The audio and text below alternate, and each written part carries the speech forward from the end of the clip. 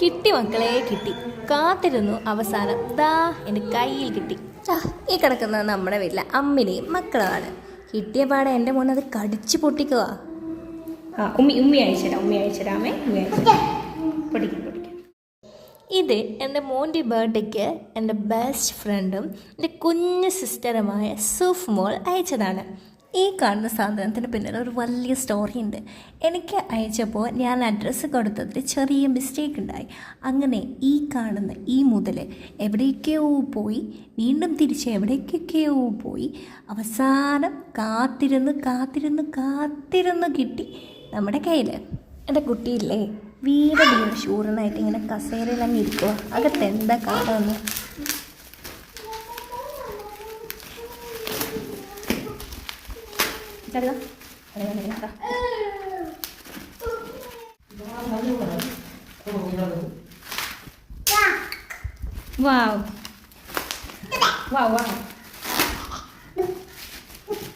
കുഞ്ഞിന് ഇഷ്ടപ്പെട്ട് കഴിഞ്ഞാൽ പറയുന്ന വാക്കാണ് വാവ്. ഓപ്പൺ ചെയ്തപ്പോഴേ എനിക്കിഷ്ടമായത് ആ കുട്ടി പാൻഡാനയാണ്.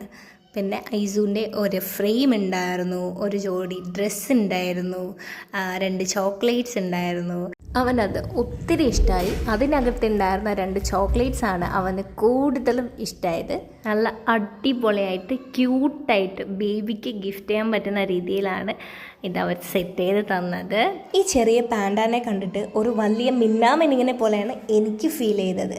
ഐസൂട്ടി ഭയങ്കര ഹാപ്പിയാണ്. അത് കണ്ടിട്ട് അവന് ഒരുപാട് ഇഷ്ടമായി. പാൻഡാനെ ഇഷ്ടമായി. എല്ലാം നോക്കുന്നുണ്ട്, ഫ്രെയിമും കാര്യങ്ങളൊക്കെ നോക്കുന്നുണ്ട്.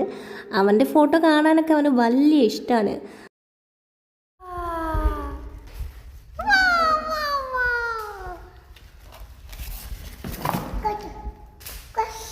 കുഞ്ഞിക്ക് വാവ്, കുഞ്ഞി ഡ്രസ് വാവ്.